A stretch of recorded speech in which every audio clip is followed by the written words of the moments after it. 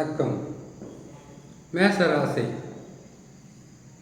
ராகு கேது பயிற்சி பலன்கள் 2025. மேசராசிக்காரர்களுக்கு ராகு கேது பயிற்சி என்பது வருகின்ற 26ஆம் தேதி 4ஆம் மாதம் 2025 ராகு கேது பயிற்சி பெறுவார்.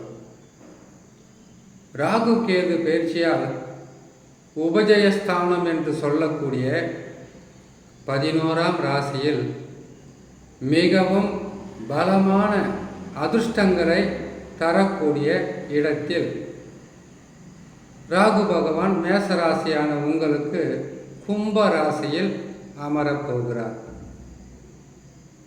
இதனால் வரையில் 12ஆம் ராசியில் ராகு பகவானும் 6ஆம் ராசியில் கேது பகவானும் அமர்ந்து உங்களுக்கு நற்பலன்களை செய்து வந்தார்கள்.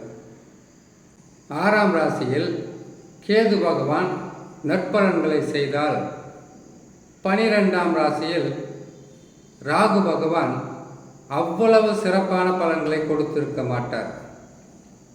ஆனால் இப்பொழுது கேது பகவான் 5ஆம் ராசிக்கு வந்து அமர்ந்திடுவார். ராகு பகவான் 11ஆம் ராசியில் வந்து அமர்ந்திடுவார். 11ஆம் ராசியில் ராகு பகவான் இருப்பது மேச ராசியான உங்களுக்கு அதிகப்படியான நற்பலன்களை தருவார். இது யோக காலம். அதிகப்படியான நற்பலன்கள் என்பது ராகு, கேது, குரு, சனி 11ஆம் ராசியில் அமரும்போது வாழ்க்கையில் பல வகையான நற்பலன்களை அள்ளித்தர வேண்டும். தருவார்கள். அதில் எந்த விதமான மாற்றமும் கிடையாது.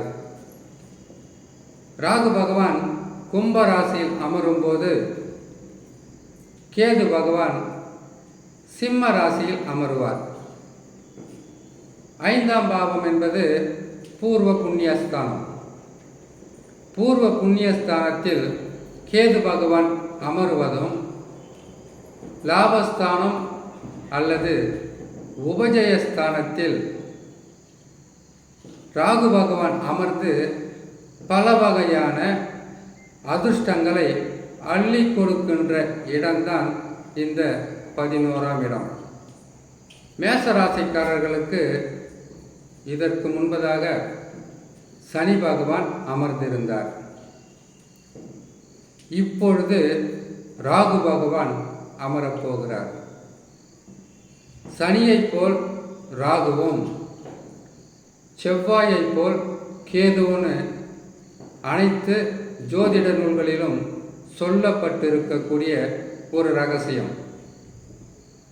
சனி பகவானைப் போலவே 11ஆம் இடத்தில் இருக்கும்போது அதிர்ஷ்டங்களும் நற்பலன்களும் உங்களுக்கு வந்து சேரும்.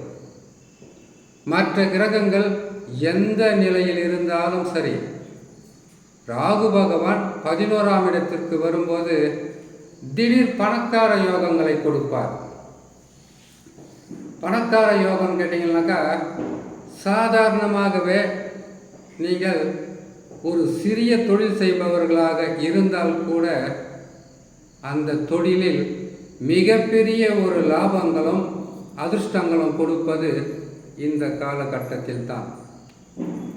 அதிர்ஷ்டம் மட்டுமல்ல, யோகசாலிகளாகவும் யோகங்கள் நிறைந்த வாழ்க்கையாகவும் உங்களுடைய வாழ்க்கையில் தொழில், வியாபாரம் அல்லது எது செய்தாலும் அதில் வெற்றி பெறக்கூடிய காலமாகவே இருக்கும்.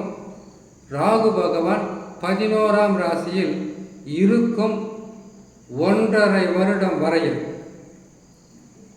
இதில் எந்த விதமான மாற்றமும் கிடையாது. மேச ராசியில் இருக்கக்கூடிய அஸ்வினி, பரணி, கிருத்திகை நட்சத்திரக்காரர்களுக்கு இந்த யோகங்கள் கட்டாயமாக ராகு பகவான் கொடுப்பார்.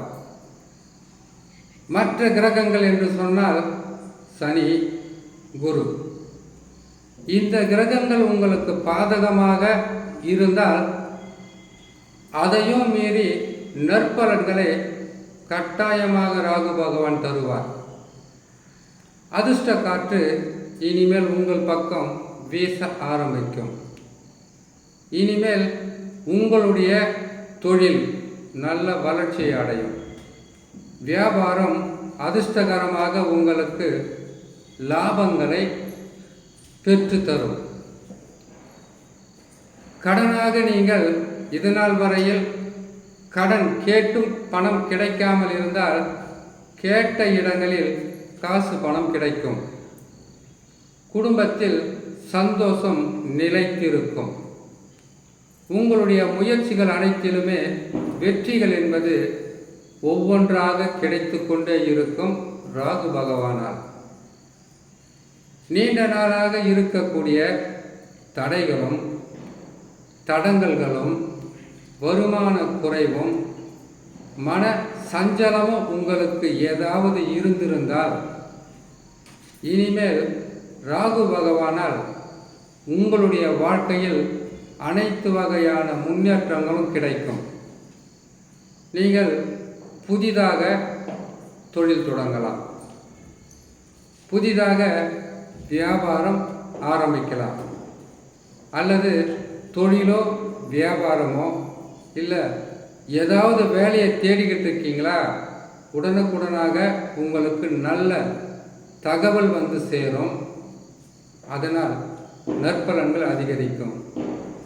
நீங்கள் வேலை செய்துக்கிட்டு இருக்கீங்களா, வேலையில் இரட்டிப்பான நன்மைகள் கிடைக்கும். ஆனால் இதில் ஒரு சிறு பிரச்சனை இருக்கும். உபஜயஸ்தானத்தில் எந்த கிரகம் அமர்ந்தாலும் தேவையில்லாத நட்பு, தேவையில்லாத உறவுகள், தேவையில்லாத சில பழக்க வழக்கங்கள் உங்களிடத்தில் வந்து சேரலாம். சேருவதற்குண்டான வாய்ப்புகள் உபஜயஸ்தானத்திற்கு எப்பொழுதுமே உண்டு. அதுவும் ராகு கேதுக்கள் என்பது சாயா கிரகம், சர்ப கிரகம், கரும்பாம்பு, செம்பாம்பு, மாய கிரகங்கள் என்ற பெயர் இருக்கும். திடீர் பணக்காரர்களை உருவாக்குவது இந்த ராகு கேதுக்கள் 11ஆம் ராசிக்கு வந்தால்தான்.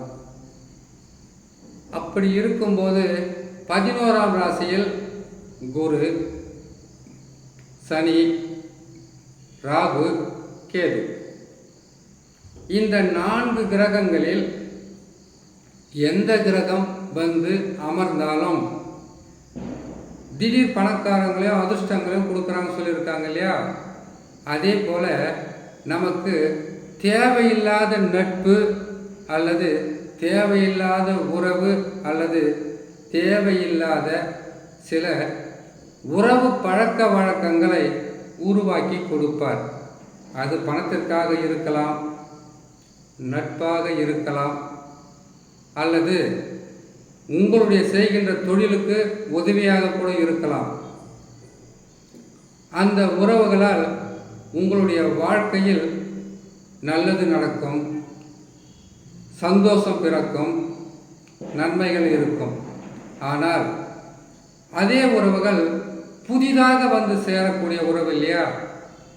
அதிர்ஷ்ட காலம்னாவே பகையாக இருந்தாலும் அதில் உறவுகள் வந்து சேரும். அப்படி சேருகின்ற உறவு குடும்பத்திற்காகாத, வாழ்க்கைக்கு ஒத்து வராத,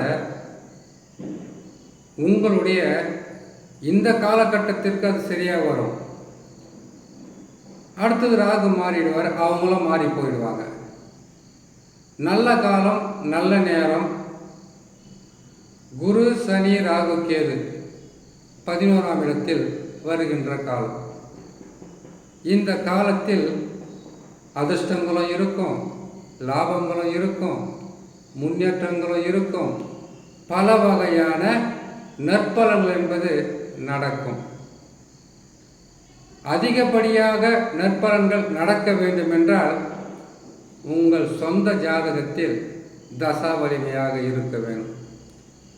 அப்படி இருந்துட்டால் நீங்கள் நினைத்ததை விட அதிகப்படியான நற்பலன்கள் ஒன்றின் பின் ஒன்றாக நடந்து கொண்டே இருக்கும். மேசராசிக்காரர்களை பொறுத்தவரையில் இதுநாள் வரையில் சனி பகவான் இருந்தார் 11ஆம் ராசியில். இப்பொழுது ராகு பகவான் 11ஆம் ராசிக்கு வரப்போகிறார். 11ஆம் ராசி என்பது நன்மைகளையும் அதிர்ஷ்டங்களையும் வெற்றிகளையும் வாரி கொடுக்கின்ற இடம். இந்த இடத்திலிருந்து இன்னொரு முறை சனி பகவான் வரணும் 30 வருஷம் ஆகும். ராகு கேதுக்கள் வரணும்னா 18 வருஷம் ஆகும். ராகு பகவான் வரணும்னா, கேது பகவான்னா இன்னொரு 9 வருஷத்தில் வர ஆரம்பிப்பார். இந்த நல்ல நேரத்தை பயன்படுத்தி உங்களுடைய வாழ்க்கைக்கு, உங்களுடைய தொழிலுக்கு, உங்களுடைய வியாபாரத்திற்கு, உங்களுடைய குடும்பத்திற்கு, உங்களுடைய நலனுக்காக நீங்கள் ஏதாவது நல்லது செய்து கொள்ளுங்கள். சரி, ராகு பகவான் உங்களுக்கு 11 இருக்கும்போது எல்லாமே கொடுப்பார். தசா வலிமையாக இருக்க வேண்டும். இருந்தால் அதிகப்படியான வெற்றி, லாபம், அதிர்ஷ்டம், பேர், புகழ் கட்டாயமாக கிடைக்கும். தசா சரியில்லாதவர்களுக்கு அதிர்ஷ்டங்கள் இருக்கும், ஆனால் பெரிய வெற்றிகளாக இருக்காது. வெற்றி என்பது உங்களுக்கு கட்டாயமாக இருக்கு. தசாவே சரியில்லாதவங்களுக்கு கூட கோடிகளில் புரளுவது, லட்சத்தில் புரளுவதாக இல்லாமல் அதிர்ஷ்டக்காரர்களாக வாழ வைக்கும். அதில் எந்த விதமான மாற்றமும் இருக்காது.